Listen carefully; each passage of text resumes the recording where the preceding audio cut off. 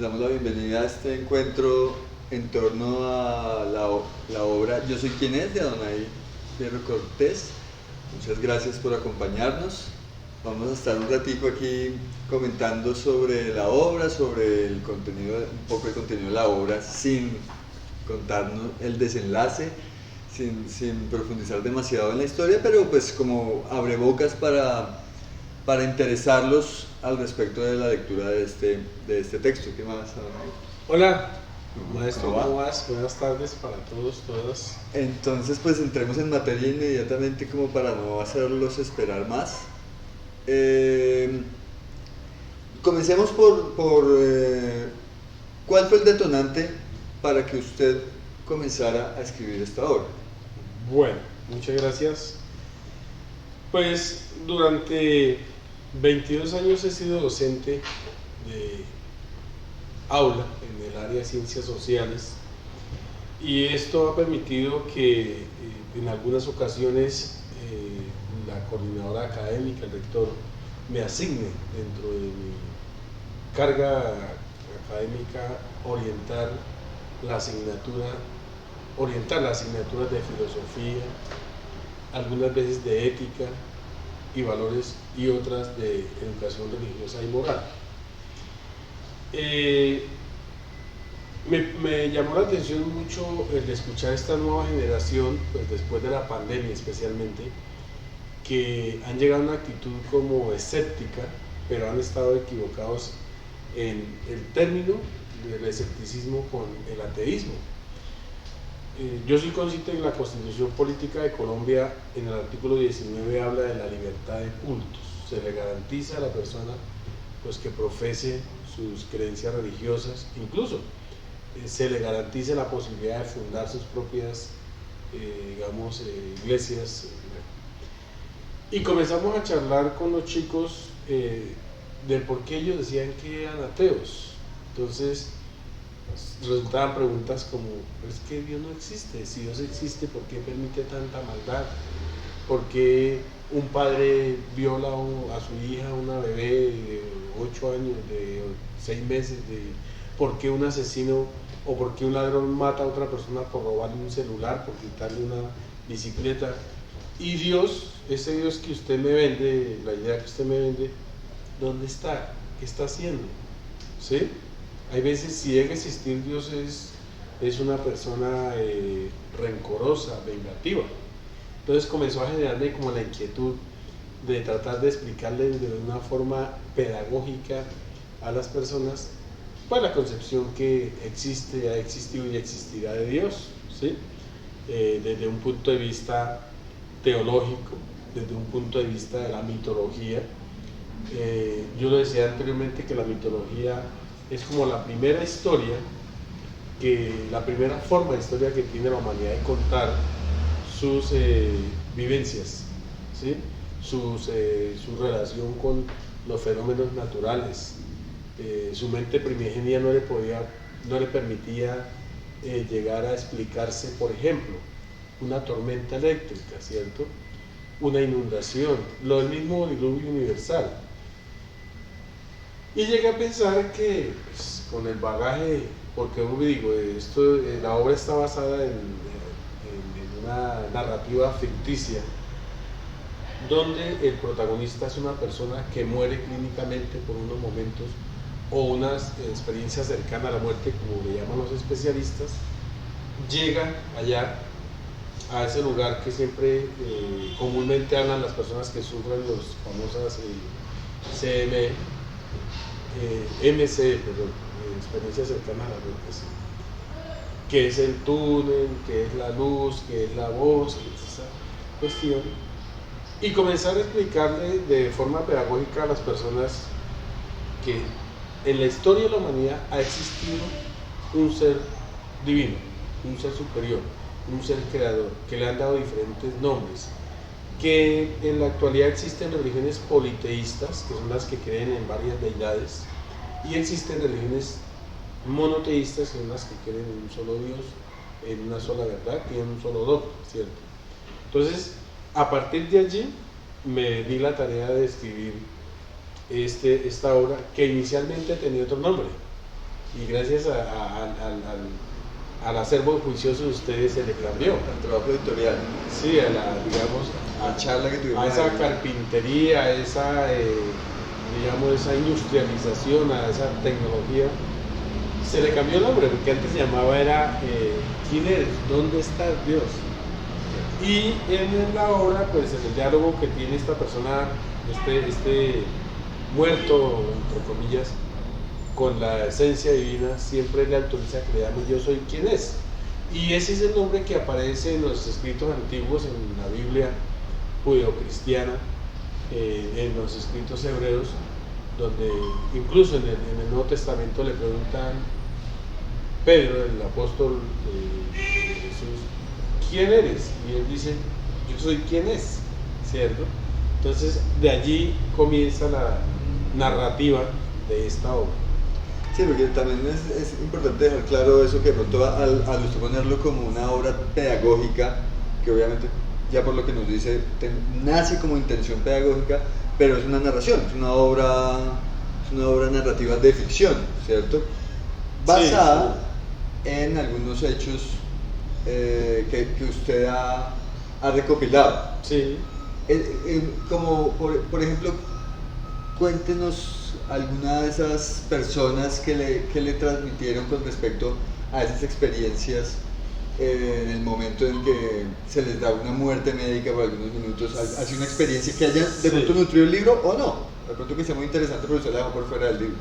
Sí, de pronto las historias como tal, las que uno podría tomar como reales o como referencia, pues no se plasmaron acá en el libro porque coinciden en que todas estas personas se desplazan por un gran túnel donde hay una luz brillante y al lado y al lado pues hay preguntas, hay voces, hay algunas que les llaman que ingresen, otras que no se acerquen. Esa es como la característica principal, ¿cierto? Entonces, ese componente lo generalicé, ¿sí? Bueno, pero en mi caso, en el caso de la familia, yo tengo un hermano que hoy en día tiene 50 años. Él sufrió, pues de acuerdo a los que se ha leído y toda vaina, sufrió una muerte clínica. Nosotros vivíamos en Villanueva Casanare, mi papá era el comisario de policía en Villanueva Casanare, y de Villanueva Casanare al hospital más cercano, que es el de San Luis de Gaceno en Boyacá, se gastaban 6 horas en un bus y no habían sino 2 rutas, la de las 4 de la mañana y la de las 3 de la tarde. Mi madre en su angustia pues coge a mi hermanito que sufre de una especie de gastritis, no sé qué situación, y agregarle a eso paludismo pues por la inclemencia del clima, y se lo lleva para San Luis de Gaceno y llega allá y lo ingresan, me imagino que a la urgencia, toda la cuestión, y en un momento sale el médico y ellos con su deshumanización profesionalizada que les impone su quehacer, le dice, mamita, no hay nada que hacer, vaya consiga el cajoncito porque su hijo murió. Entonces mi madre, y sola mi madre, porque nosotros pequeñitos, mi papá con su responsabilidad como comisario de policía no podía dejar abandonado el cargo, se vaya y lo deja allá tirado en el hospital, entre comillas, y se viene a hacer una colecta para comprarle el cajón y traerlo para Villanueva Casanare. Ella se regresa y al tercer día va y llega exactamente con el cajoncito, con el féretro, se llama así, el cofre. Y se le hace raro ver a un niño muy bonito, muy lindo allá jugando, y porque mi hermano, modestia aparte, era muy simpático. Mucha gente le decían pelo de caña porque su pelo brillaba con el sol. Y mi mamá en su pesadumbre, pues ve un niño idéntico al suyo, jugando esa vaina. Ya él le tenemos un apodo desde chiquitín y mi mamá le llamó por el apodo. Entonces mi hermanito de esa época tenía unos 3 o 4 años y el niño volvió a mirar, pero mi mamá no creía que fuera porque el médico le ha dicho que él estaba comenzó ella ya, bueno, se lo entregaron, tal, llegó a la casa y comenzó el niño a contar la historia. Entonces, en la misma situación, se fue por un túnel a una velocidad grandísima. ¿Y cuántos años tenía el niño? Tenía como 3 o 4 años en ese momento. Sí. Y él dice que él se encontró con muchos niños allá, con muchos niños que estaban jugando, que eran felices, que lo llamaban a jugar, que ven, ven, ven. Pero hubo una voz, dice él que una voz de un señor, que él escuchó una voz de un señor que le decía, Vicente, devuélvete porque tú todavía no tienes cabida acá, tú tienes muchas cosas que hacer, devuélvete. Y él sintió como que hubiese sido una chupa y volvió otra vez. Sí. Ese es la primera contacto con una persona que tiene una experiencia. Yo tuve aquí en Mesitas del colegio de docente a un gran colega, una gran persona que fue profesor de artes, fue coordinador, fue rector, después fuimos colegas, ¿sí? Y el tipo tenía un corte militar, era castrense. Y algún día él no permitía ese acercamiento con su estudiante ni nada, pero yo me gané la confianza del hombre. Y un día me pidió que la acompañara a fumarse un cigarrillo, en una parte así. Y me contó que él había sufrido una muerte clínica cuando había sufrido un accidente por los lados del Salto del Tequendama en su carro y que él se fue. Y estuvo 2, 3, 4 minutos y volvió cuando lo estaban como prestando los primeros auxilios. Y coincide lo mismo, ¿no? El túnel, la luz, la velocidad con la que se desplaza. Mi suegra, la mamá de mi actual esposa, bueno, mi suegra, porque ahora ya la ex suegra y corrí de que me saquen de la casa corriendo. Mi suegrita, ella, pues aparte que le tengo mucho cariño porque es una gran segunda mamá para mí, y así será. A ella le hicieron una intervención quirúrgica por un cáncer o algo así. Y también sufrió un desprendimiento, una muerte. Ella sí no alcanzó a salir del espectro de la tierra. Ella dice que ella vio fue su cuerpo, que ella veía su cuerpo y veía como los médicos, las enfermeras, todo el mundo corría, caminaba. ¿Quieres también se plasma un poquito? Sí, señor, se plasma ahí en el libro.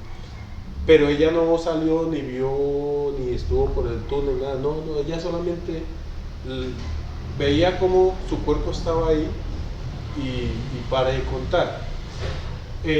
Otro caso muy cercano a una madrina de mi esposa, ella también sufrió un accidente y narra que ella sí estuvo allá y que ella sí vio a un señor muy longevo, muy bonachón, de barba blanca, digámoslo así, de tuste pelada, toda esta cuestión, y pues que nada parecido al Dios que muestran la cine, la televisión y la vaina.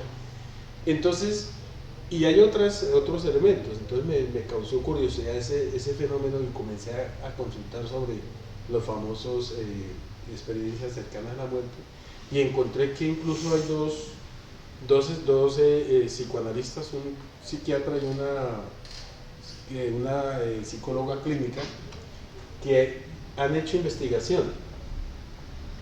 Ella escuchó digamos, la participación, el compartir de más de 100 personas, y escribió un libro que se dice Vida más allá de la vida. Y lo mismo un psicoanalista y psiquiatra también a la vez, que hizo lo suyo también, escuchó varias participaciones y también plantea, no me acuerdo el nombre del libro, creo que aquí lo planteo como bibliografía para que la persona que quiera profundizar pues busque a esos dos especialistas y los lea. Entonces ese es como el contexto del libro, ¿no? Lo que me contaron ellos, yo lo llevé gramaticalmente con un poquito como de arandelas, crear un escenario. En la tierra se habla del paraíso, del purgatorio, del infierno, ¿cierto? Y se supone que el paraíso es algo indescriptible, fenomenal, ¿sí? Entonces, eso es lo que yo trato de plantear también aquí en el texto. Pues usted menciona, obviamente lo del túnel es una cosa que está en la mayoría de historias, la luz al final del túnel, pero también aparecen, por ejemplo, personajes que la gente identifica con Dios. Cuando usted estaba planteando una historia en la que va a haber un personaje que es Dios, pero no es Dios, porque no es el Dios católico, no es el Dios cristiano, no es el Dios musulmán, no es un Dios de los religiones aborígenes americanas, no es un Dios de los indígenas, sino es todos a la vez. ¿Cuál fue como su reflexión para poder despegarse de la imagen del Dios barbón, de túnica, el bonachón? Exactamente. ¿Cuál fue su reflexión para poder, y sin contar del todo, cómo aparece en la obra, en qué se basó para poder salir de ese prototipo obvio de Dios y presentar una imagen que podría ser una imagen que le sirve a cualquiera, Sí, a cualquiera de esas creencias? Bueno, desde la filosofía he admirado mucho a los presocráticos, los que hablan del elemento constitutivo de la naturaleza, y me he puesto a hacer ejercicios. Por ejemplo, Tales de Mileto habla del agua, Demócrito habla del fuego, digamos, por decir algo. Entonces, en este momento se me va el nombre de otros filósofos que están allí. Entonces, ellos, cada uno desde su óptica, plantean que hay un elemento constitutivo de todo lo que es la naturaleza. Y aparecen las plantas, aparecen los animales, y aparecen, o sea, se hablan de los tres reinos: animal, vegetal y mineral, ¿cierto?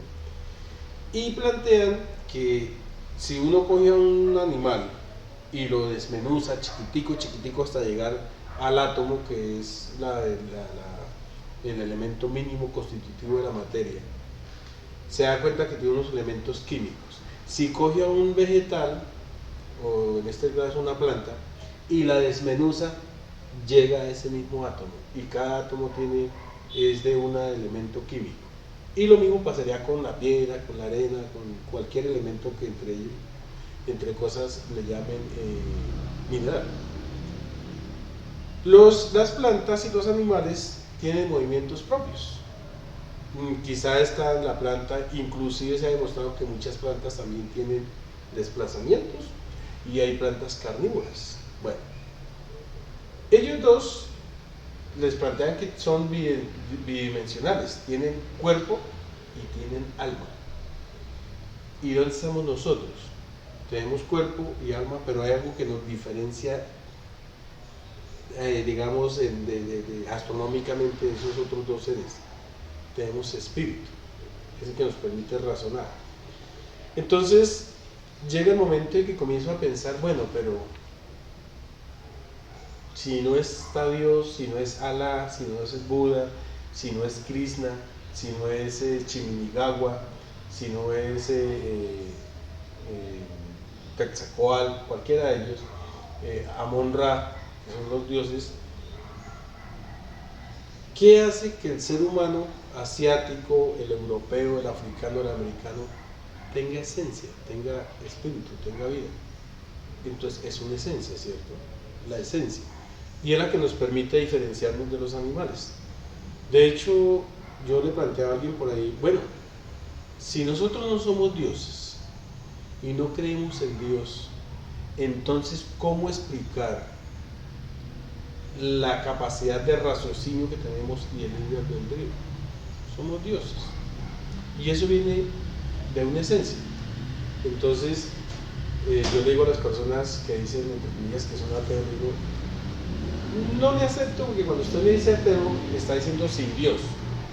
Usted es sin Dios, pero está negando porque existe. Usted no puede negar algo que no existe. Pero lo dejó. Exacto. O sea, pues, también puede ser visto el ateo como alguien carente de Dios, alguien que siente que Dios lo abandonó. Exacto. Entonces lo está negando. No es que no exista, sino lo está negando. O está diciendo que lo dejó solo. Exacto. Y entonces... Se fue, o sea, sí, claro. Debería haber alguna divinidad y se fue y lo dejó solo. Eso también podría ser una mirada de Exacto. El ateo. Exacto. Entonces, dentro de ese escepticismo hay una esencia que le permite a los ateos vivir, a los teístas vivir, a los religiosos vivir, a los no religiosos vivir y llegar a dilucidar entre el bien y el mal. Porque un animal no puede dilucidar entre el bien y el mal. Algo tan sencillo, digamos un zángano, ¿sí?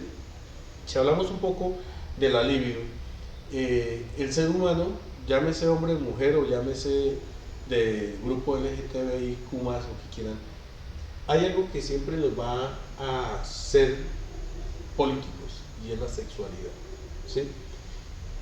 Pero nosotros tenemos la posibilidad de elegir con quién, cuándo, cómo, dónde. Los animales no tienen esa posibilidad. Una dama puede quedar embarazada y puede decidir si aborta o no aborta, ¿cierto? Una hembra de otro animal no lo puede hacer, ¿cierto? Entonces, existe una esencia que permite la licencia de vivir, de respirar. Ese fuego, ese ánima que tenemos todos es Dios. No puedo hablar como Baruch Spinoza, que él dice que nosotros somos dioses y que la vida nos trae a ser felices, ¿sí? Alguien dice, incluso Federico Nis habla del Dios de Spinoza, ¿no? Que él sí ama al Dios de Spinoza. Harold, el compañero escritor también, que publicó su libro, el primer libro del viajero, Abordábamos algo de Spinoza ahí con ese texto. también habla allí, Harold toca a Spinoza en el sentido de que muchas veces el ser humano es infeliz, o somos infelices, de pronto por el temor a contrariar a esa esencia, a ese Dios, porque si yo genero algún acto que para la sociedad es inmoral, pero para mí es felicidad, pues Dios me castiga por darle gusto a esa sociedad, no porque Él esté convencido de que me va a castigar para que aprenda, ¿cierto? Entonces de allí busca la esencia de yo soy quien es, el que está en todas partes, el que es el elemento constitutivo de todo cuanto existe como una esencia, para decir, hombre, si usted no cree en mí, no importa, viva. Si usted puede pensar y me niega, usted es Dios, pero es una esencia. De esa manera, entonces trato de decirle al lector y al estudiante y al padre de familia, si usted no cree en Dios, cree en usted. Usted tiene una esencia, y esa esencia en alguna parte tuvo que haber, o de alguna parte tendrá que salir, porque el día que se rompa, digamos, como ese ciclo, el cosmos dejará de existir, habrá una hecatombe, habrá un cataclismo y dejará de existir todo. Cuando se dice padre de familia, ¿está como muy pensado? ¿Su público es muy sus estudiantes o...? No. Es más, Su sector ideal, mejor dicho. La persona que usted cree que coge este libro y más beneficio le va a causar a esa persona. me gustaría, ojalá que el lector ideal de este libro fuera el padre de familia. ¿Por qué? Porque el padre de familia y el Estado y los jueces y los abogados han malinterpretado el artículo 16 de la Constitución Política, que habla de la libertad, del libre desarrollo de la personalidad, ¿sí? Y entre ese libre desarrollo de la personalidad de hoy en día, el Estado le dice al padre de familia, usted no puede obligar a su hijo a que pertenezca a un credo tal o cual, ¿sí? El colegio no lo puede obligar, el colegio no puede obligar a un niño a recibir instrucción religiosa determinada, cristiano-católica o cristiano-protestante, ¿cierto? De hecho, en el 2001, el Ministerio de Educación Nacional saca una directiva en la cual aclara que el estudiante no puede perder el año por religión, pero dice allí que si no cumple con unos logros mínimos del área, tampoco pasa, o sea que se contradice. Entonces, qué chévere que pronto los profesores de filosofía, de religión y los padres de familia fueran ojalá los lectores asiduos, selectos de esta obra. A ver, las personas que están aquí obviamente conocen a Donay y saben que es docente, pero de pronto nos faltó para los que estén viendo el video. obviamente por sus palabras podemos concluir que usted es profesora, o al comienzo dijimos algo al respecto. No, la cuestión la pregunta fue, ¿por qué escribir? ¿Qué motivó a escribir? Pregunta al respecto. Señora. Tengo una pregunta al respecto. En su libro, su merced habla sobre la relación mal-sufrimiento, sobre esa relación. Siendo su merced docente y retomando un poco lo que han dicho los académicos sociales, estudiando como las relaciones sociales, la antropología de los comportamientos de las personas, hablan que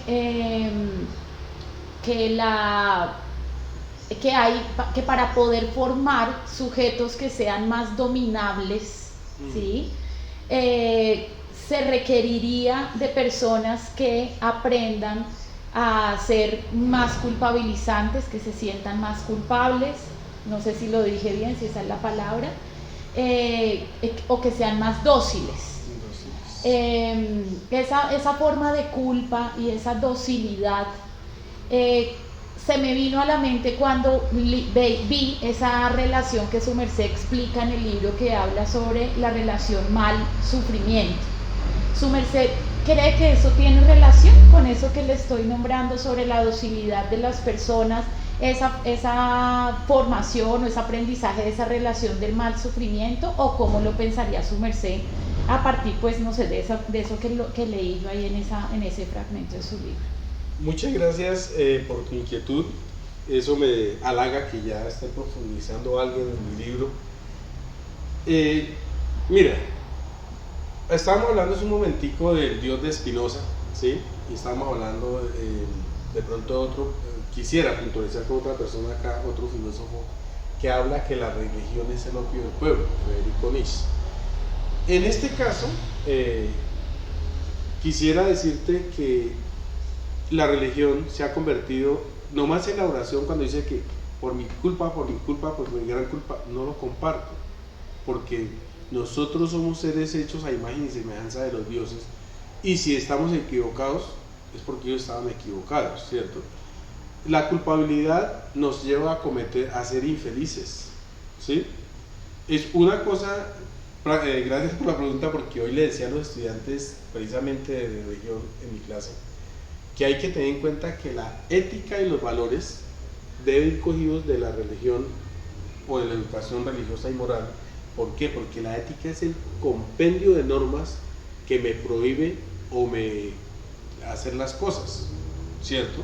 Pero la ética en ningún momento me dice usted deje de ser feliz, porque si usted es feliz lo sancionamos, o si usted es infeliz lo sancionamos. No, ya dice pilas, usted no puede hacer esto y esto porque la ley, la sociedad lo sanciona. Y la religiosidad, la moral, entonces, ¿cómo se concatena allí? Porque si la sociedad me saca unas normas, me dice que algo está mal hecho, entonces cuando yo trato de hacer alguna cosa o veo una situación de esa forma, me voy a sentir culpable. Y ellos tienen el poder de someterme a su capricho. No es posible, me daba de pronto risa hace unos días, llegué a una tienda a comprar unos productos y la chica que me atiende, como me atendió, pues tiene una bebé, calculo 2-3 años la niña, y la niña salió totalmente desnuda al local, y entonces la mamá se fue y sucia, cochina, nada de qué, la regañó y la escondió, la guardó. Y le digo yo, ¿tú qué crees que pasaría si no es la niña, sino eres tú la que sales aquí desnuda? Entonces, ay, profe, ¿cómo se le ocurre? No, Dios mío, eso sería un acto inmoral. Le digo, ¿por qué nos hacen sentir culpables de nuestra sexualidad? Si cuando uno está chiquito, o por lo menos hablo de los pueblos calentanos, del Tolima, de Llano, donde uno se cría, diría mi papá, a hueva limpia, sin calzoncillos, desnudo, por el bochorno, todo, y uno corre para ahí para acá y no pasa nada, ¿cierto? se puede parar en cualquier parte, saca su pene y se orina y no pasa nada. Pero vaya una niña, siéntese mal y simplemente muestren los panties, o una mujer. ¿Qué escándalo, qué problema? Entonces a la mujer la han hecho sentir culpable a partir de los preceptos religiosos y del sufrimiento. La han hecho sentir culpable, la sociedad de consumo, los mismos líderes religiosos, que suceden violaciones porque es mostrona, que quedó embarazada a temprana edad porque es calenturienta, ¿cierto? Entonces me parece que ese sufrimiento que generan los preceptos religiosos, los que están haciendo es que cada día la sociedad sea más dócil, ¿cierto? Y entre más dócil sea el pueblo y más ignorante, pues más fácil de manejar. Yo, que no suena modestia, bueno, y si lo suena así, soy así, yo propendo porque mis estudiantes aprendan a ser críticos sociales, ¿sí? Que aprendan a masticar y a no comer entero. Y a las niñas les enseño que ellas son mujeres, pero que como tal son seres humanos y son igual de valiosas, pues porque tengo una mamá que amo, unas hermanas, una esposa, una hija. El lunes mi hija me dio el orgullo más grande del colegio porque llegó a dictar una charla sobre derechos humanos. ¿Sí? Ella está estudiando 8º semestre de Derecho y ya ha hecho una cantidad de cosas. Entonces, eso es lo que yo quiero que la gente entienda, las personas que leen, que no podemos sentirnos culpables porque la Iglesia Cristiano-Católica lo dice, de la Santísima Trinidad, que porque la Iglesia Cristiano-Protestante así lo dice, que porque el jaimismo, los hinduistas, se me ahorita el nombre de ellos, los Hare Krishna, todos, no, cada uno debería buscar su felicidad sin hacerle daño al otro, ¿sí? Y entonces esa culpabilidad, ese es el sufrimiento que nos genera, es un sufrimiento que genera en la sociedad. Me surge otra pregunta a partir de eso que su merced habla, y es que en el mismo texto su merced habla sobre el comportamiento y el libre albedrío, las reglas y normas trascendentales de comportamiento y el libre albedrío, es lo que su merced nombra allí en el texto. Entonces, ya retomando eso que su merced acaba de decir, o en línea mejor de lo que su merced acaba de decir, entonces, ¿cuál cree que sería como esa norma o regla que debería tener el ser humano sin necesidad de tener o una religión o una institución o un Estado que nos diga qué debemos hacer, sino cómo uno debería tener como norma o regla propia para ser mejor humano y para hacer que esta sociedad sea mejor? Hay que entender dos cosas. Primero que todo, yo soy amigo de la anarquía, pero la anarquía política, organizada, que tenga un horizonte ético y moral. ¿Qué significa? ¿A quién le gusta que le den órdenes? O que lo obliguen a hacer de pronto lo que no quiere. Creo que a nadie, ¿cierto? Pero infortunadamente, por ese libre albedrío mal interpretado, las personas optamos por hacerlo más fácil o por llevar a la contraria al otro porque yo quiero imponer, digamos, mi gallardía. Entonces, en este caso, pienso que el ser humano, cuando nosotros aprendamos a desprendernos de todos esos tabúes y esos complejos que nos ha vendido la religión, la política, comenzaríamos de pronto a ser libres y a ser felices, pero pasaríamos a una anarquía, porque entonces yo haría lo que yo quiero, pero sin olvidar que mis derechos terminan donde comienzan los de mi congénere, mi comunidad, el individuo. Y en este contexto entonces, digámoslo de esta manera,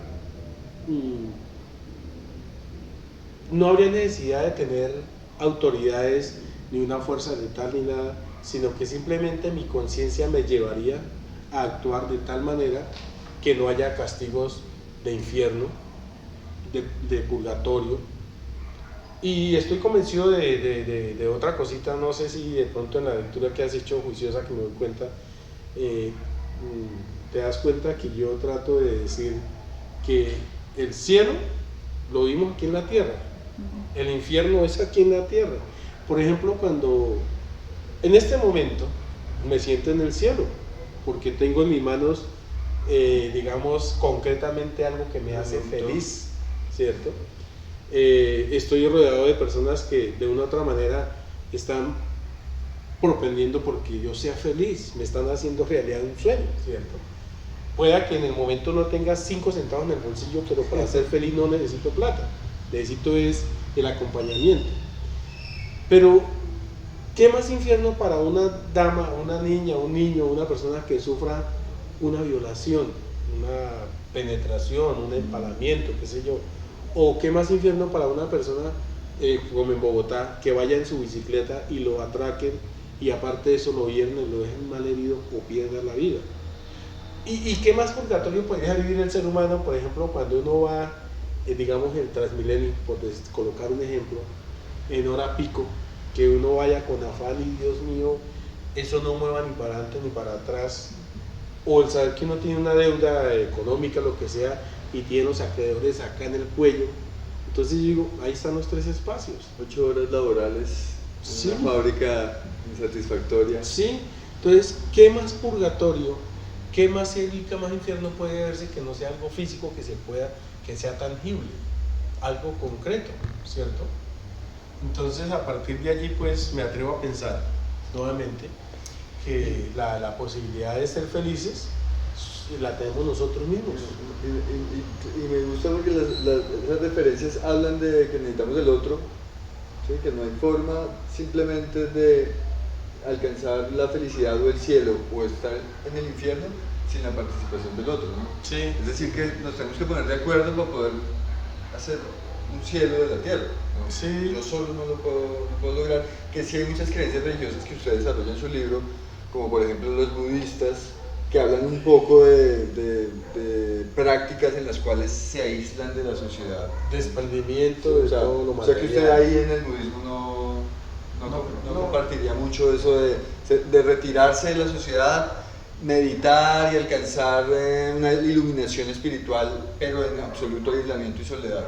No, porque entonces ahí estaríamos hablando de lo que pregunta la señora que amablemente nos acompaña hoy, y es que ¿qué proponen los budistas, incluso muchos jainistas, que para alcanzar el nirvana y el estado trascendental? Sufrimiento. A mayor sufrimiento, mayor purificación. ¿Y por qué tiene que ser así? ¿Sí? Le decía hoy a los chicos es que yo en mis clases meto el cuento a los chicos y les cuento con historias para que ellos crean. Les digo yo, mire, don Jesús de Nazaret, a quien respeto mucho, porque él tiene su fanaticada y toda la cuestión, también a veces era prepotente. ¿Pero por qué, profe? Sencillo. Él estaba en una situación por allá y tenía unos amigos, como cualquiera de ustedes, sus amigos del alma, los monpirris, ¿sí? Los que comen en la casa, duermen en la casa, tal, listo. Y resulta que al tipo le pasó algo por allá y uno de sus mejores amigos se murió. Lázaro. Llega a la casa con ganas de descansar, de que le den un guarapo, qué sé yo, una limonada. Y lo primero que sale es Marte y le mete qué vacía tan terrible, ¿sí? Ay, usted olía de diablos andaba, mi hermano se murió y usted dice que vaya bigote que tenía mi hermano, lo dejó morir, no es que. Y don Jesús en su prepotencia dice, Marta, cálmese, tranquila, Lázaro, levántese, hijo, que aquí me están vaciando por su culpa. Y sale este tipo, como lo plantea la religión, lleno de llagas, oliendo a feo, que los perros son su única compañía. Digo, no es un acto de prepotencia y entre comillas de maldad dejar ese pobre cristiano sufriendo así. Pues si lo va a resucitar, devuélvele su carne y sus amigos y todo, ¿cierto? Y los chicos se ríen lo mismo y dicen, profe, pues usted tiene la razón, pero siempre se da, yo no creo que ustedes sean ateos ni que cambien de religión, no. Simplemente piensa. Ahí yo también, como para ir englobando su intención con el libro, o sea, ¿usted cree que las creencias religiosas sí son necesarias para el buen funcionamiento de una sociedad? Sí, señor, al 100%. Nosotros tenemos como seres tridimensionales, tenemos espíritu, que nos da conciencia. La conciencia es la que nos permite o sufrir o ser felices, ¿cierto? Y entonces resulta que las creencias religiosas nos pueden llevar a entender, a dirimir de una manera abstracta entre el bien y el mal, ¿cierto? Y nos enseñan que si nos portamos bien hay unos premios, una buena vida, 0 enfermedades, que cuando te mueres te vas al cielo, te encuentras allá con unos angelitos que tocan trompeta, lira, bailan, no hay comienzo ni final de nada, ¿cierto? Pero que si te portas mal, entonces que te llevan al infierno y te meten candela por todas partes y que el demonio todas las noches te clava un tridente allá para que aprendas. Entonces esas creencias religiosas generan cierto temor, ¿sí? Y de cierta manera es lo que pasa, es algo que los anarquistas, las personas que de pronto creen en la anarquía, hay veces se acuerdan de eso y también frenan en sus actitudes. De una manera inconsciente saben que hay algunas cosas que están haciendo mal y entonces frenan porque hay un castigo. En este caso el castigo divino, ¿no? No comparto es que la justicia humana como tal pues es imperfecta porque hay unos intereses humanos, ¿cierto? La justicia divina me parece que lo que hablábamos de la equidad no es tan equitativa la justicia divina. ¿Por qué? Porque si yo soy malo y me arrepiento hoy y comienzo a hacer obras de caridad según la religión, me salvo. Pero la justicia natural, lo que llaman la ley de la compensación, sí es exacta. A cada uno le da lo que merece. Ella sí es equitativa, ¿cierto? Entonces, las creencias religiosas hacen falta para que una sociedad de una u otra manera se convenza que hay que convivir. Lo que dice Fernando Savater en su libro de Ética para Amador, ¿no? ¿Qué es la ética? Es el arte de convivir en sociedad. Y por eso cuando alguien me dice que es apolítico, le digo, también es escéptico. ¿Por qué? Porque el apolítico tampoco existe. Usted, maestro, lo tocaba hace ratico, que necesitamos el uno del otro. Y desde que nacemos somos políticos. Y ser ermitaño es una postura política. Claro, sí, el simple hecho de ser asceta es una postura política. Claro. Bueno, sería como el cierre y pasaríamos a si hay en el público alguien que quiera hacer preguntas. No, menos la niña que ya preguntó. No me entiendes. Pues es interesante porque se ha leído el libro y...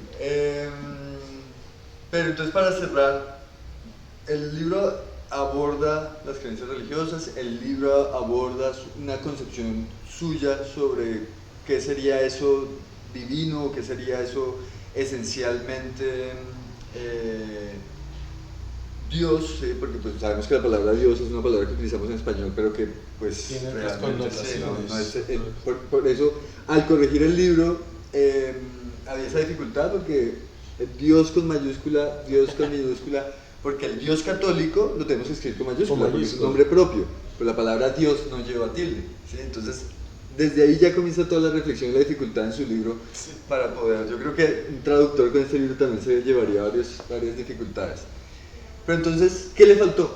¿Qué hubo en este libro que de pronto se le detonó mientras lo estaba escribiendo, cuando estaba corrigiendo? Y sobre ese tema, ya habíamos hablado en algún momento que usted tiene otras ideas más mundanas en camino, pero sobre eso de la religión, ¿qué le faltó? ¿Qué reflexión siente usted que no incluyó en el libro y que podría de pronto más adelante, si se presenta otra historia que pueda envolver esa reflexión, la pueda desarrollar?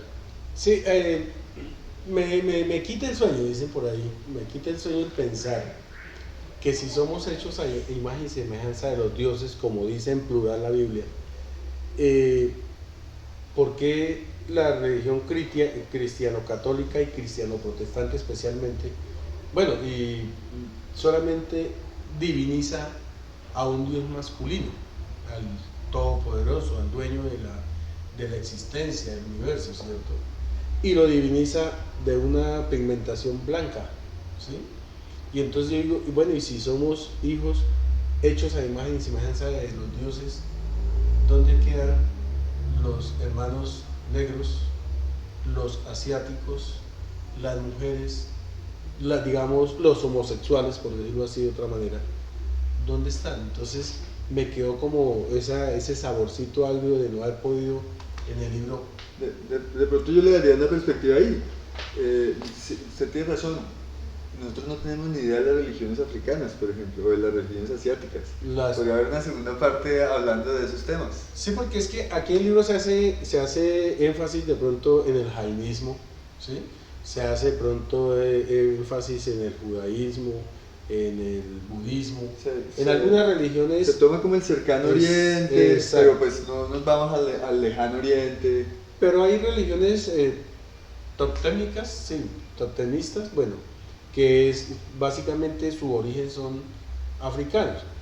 Hablaba hoy con otros chicos también, digamos, de los Rastafari, de los Rastas. Sí. Bob Marley fue el que impuso la moda y tal, pero la realidad, la creación de de esa tribu urbana, porque no es tomada como una religión, fue la oración que algunos pueblos africanos le hacían al Rey León, ¿cierto? Lo veían como una divinidad, una deidad. Entonces, además en la Biblia, después del diluvio, hablan de los 3 hijos de Noé y hablan que uno de ellos fue el que dio origen a las religiones africanas, el otro las asiáticas y el otro las europeas. Entonces, sí, hay bastantísima tela que cortar y se puede hacer segunda parte. Es posible que haya como una saga, ¿no? Sí. Una saga. Solo que toca cambiar es el detalle porque no podemos poner al personaje a accidentarse. No, ya habría que buscar algo que se tragó el león. Bueno, pues por mi parte ha sido una charla muy agradable. Cada vez que conversamos sobre el libro, pues como que me pone a pensar otras cosas que de pronto en la primera lectura, en la segunda lectura no encontré. Le agradezco mucho por esta conversación. Obviamente invitarlas a leer el libro, a contactarnos a través de nuestras redes sociales para solicitar el libro, ya sea por Instagram, Taller Editorial La Cebra, o a través del correo tallereditoriallacebra@gmail. Y pues para despedirnos, pues no sé si el público querrá hacer alguna pregunta. Perdóname, maestro, antes que planteen, yo estoy casi seguro, pues luego nos pondríamos de acuerdo, que muchos coterráneos míos que ya leyeron el anterior libro y pues dan fe, bueno, encontraron alguna exquisitez. Son lectores ya de su obra. Sí, entonces ellos van a estar muy complacidos de comprarlo. Tengo entendido que ustedes manejan el sistema de NEC y de Aviplata. Sí. Eso es importante, ¿no? Porque como hoy en día ya el dinero es más casi que virtual, sí. Entonces sería muy bueno que de pronto ustedes luego me dieran como listo, sí. un número o algo para las personas, ¿no? Consigo y tal, ya. Sí, de bien. Y ahora sí. Hay 2 preguntas del público. Una, cuando usted nombra los rituales en su libro, ¿qué importancia tiene el autor o qué importancia le da de conservar los rituales como acción afirmativa para la cultura colombiana? Bueno, nosotros los colombianos somos triétnicos y pluriculturales. Y triétnicos, o sea, la mezcla de esas 3 razas, la europea, la africana y la americana, generó unos procesos o unos rituales, ¿sí? Que se enriquecieron porque tenían cosas místicas, divinas, de adoración de cada uno de ellos. Entonces, me parece que en este momento los rituales hacen parte de la cultura colombiana y se han convertido como yo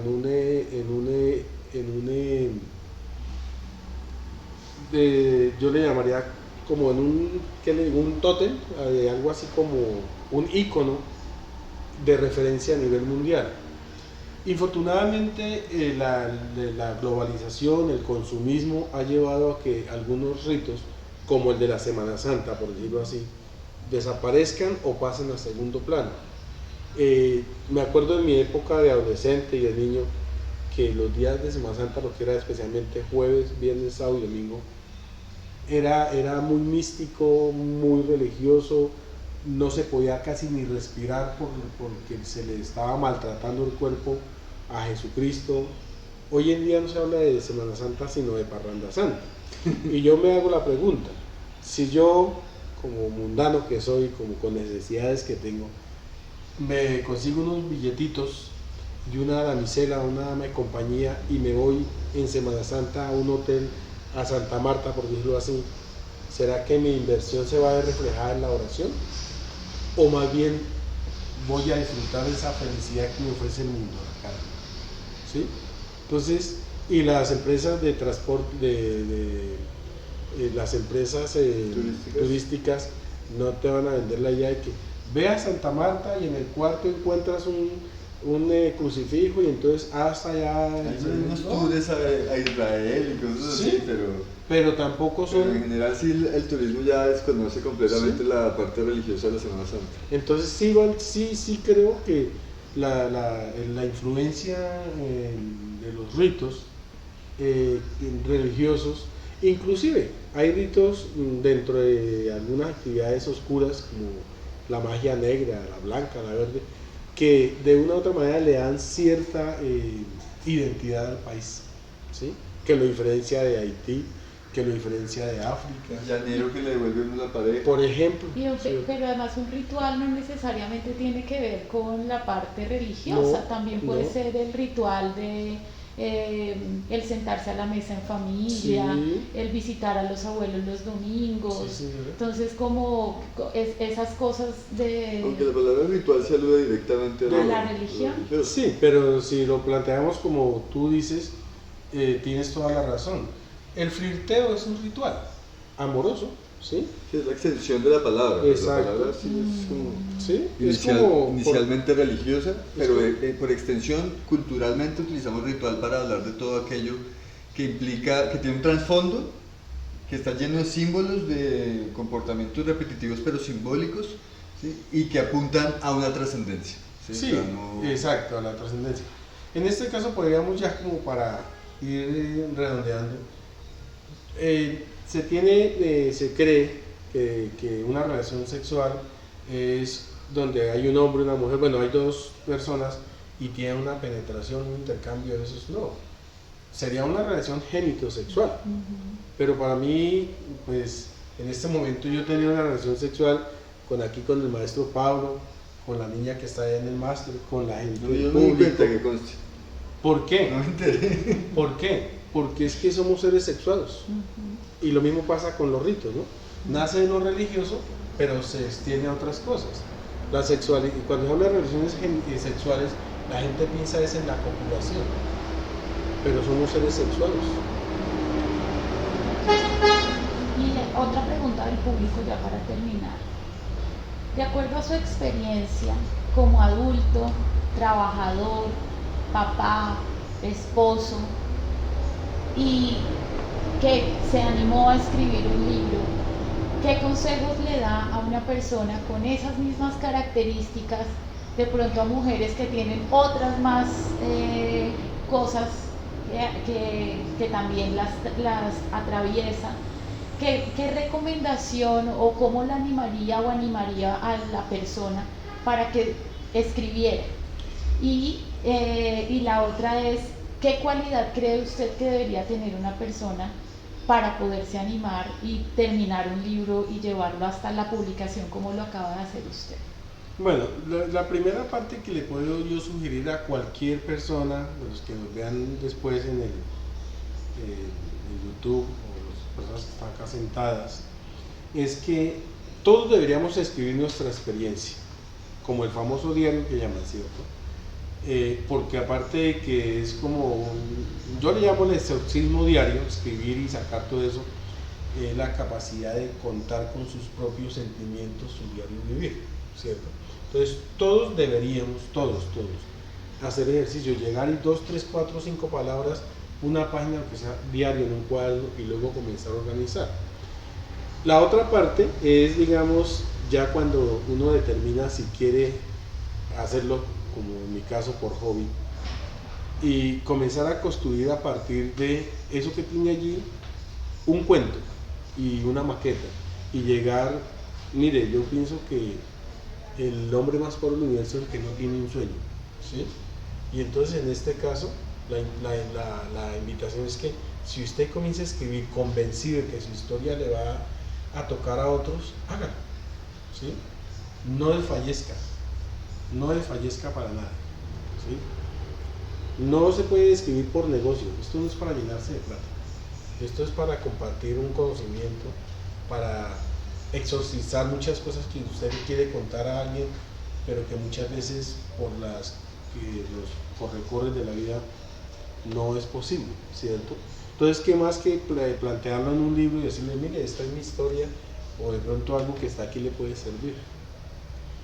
A las personas que intentan escribir y quieren hacerlo, no desfallezcan, mire, hay personas como de aquí el taller de la Cebra que no les interesa la parte económica, les interesa la parte de hacerlo feliz, hacerla feliz como yo estoy en este momento, ¿sí?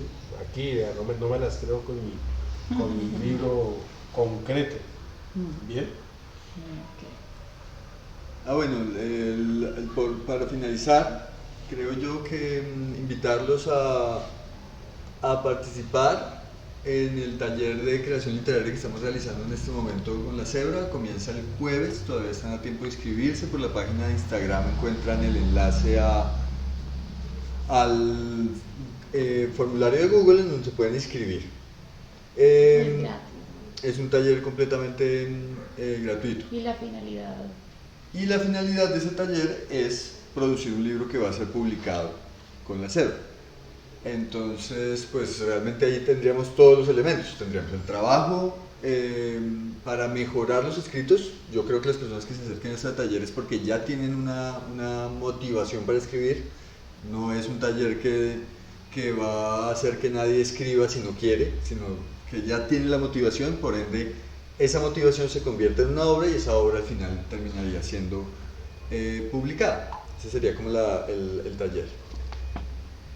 Bueno, para acceder al libro de Adonai y acceder a todos los libros de La Cebra, pues simplemente averiguan por la página de Instagram, nos contactan y ahí nosotros les contamos, pero pues se puede hacer a través de un pago por Nequi o un pago por DaviPlata, y en Bogotá llevaríamos el libro a domicilio de forma gratuita. En otra parte del país tendríamos que subir el recargo de lo que cueste el envío dependiendo del lugar. Y aquí en Mesitas, por ejemplo, para el libro de Adonai también la entrega sería completamente gratuita a través de Adonai o a través de una entrega que se les puede hacer en cualquier momento, porque los libros están aquí. Y pues por último, la invitación a publicar en la editorial. Yo me quiero quedar con las últimas palabras de Adonai, que nos dice que todos deberíamos ser escritores. ¿Sí? Es básicamente lo que yo rescato de esas palabras. Todos deberíamos ser escritores y por ende todos y todas están invitadas a participar de este proyecto editorial, en el cual lo que nosotros queremos es que el libro de las personas exista. ¿Sí? Ese es como el objetivo y que sea mejor que si no hubiera pasado por el intercambio entre la editorial y el autor, ya que es una editorial que se construye de forma colaborativa y solidaria y por ende no tenemos ningún tipo de interés económico. Obviamente nosotros queremos después recibir a través de la venta el dinero por nuestro trabajo, tanto el trabajo del autor como el trabajo de la editorial, pero entre autor y editor somos compañeros de trabajo y entre los dos vamos a sacar un libro que después vamos a tratar de que ustedes, los que nos están viendo, lo compren para leerlo, y de ahí es que obtenemos nuestro trabajo. Entonces publicar con el taller editorial La Cebra es completamente gratuito. Lo que vamos a recibir como autor o como editorial va a ser ya con la venta del libro, en donde obviamente nos repartimos la ganancia según nuestro trabajo. Entonces invitadísimos para hacer honor a lo que nos dijo el compañero Adonai, que es todos deberíamos ser escritores, ¿sí? Todos deberíamos contar nuestra historia. Ahora le dejo para que se despida. Muchas gracias, maestro. quiero de verdad de todo corazón agradecer a la persona que nos hizo posible prestarnos este lugar. Es la profesora Marcela Cantor. Ella también es docente, ahorita se desempeña como bibliotecaria del municipio, y que nosotros, cediéndome un poco de su tiempo con su familia, con sus hijos, su esposo, pues nos está acompañando acá. Muchas gracias de verdad, y pues que quede como en el sello el agradecimiento de que su aporte a la literatura es muy valioso. Gracias, querida profesora. Pues aquí también,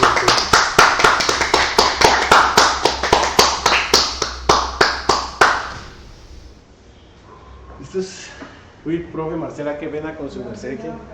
Gracias. Es que se puede no hablar de estas cosas y no quiere acabar. Una hora.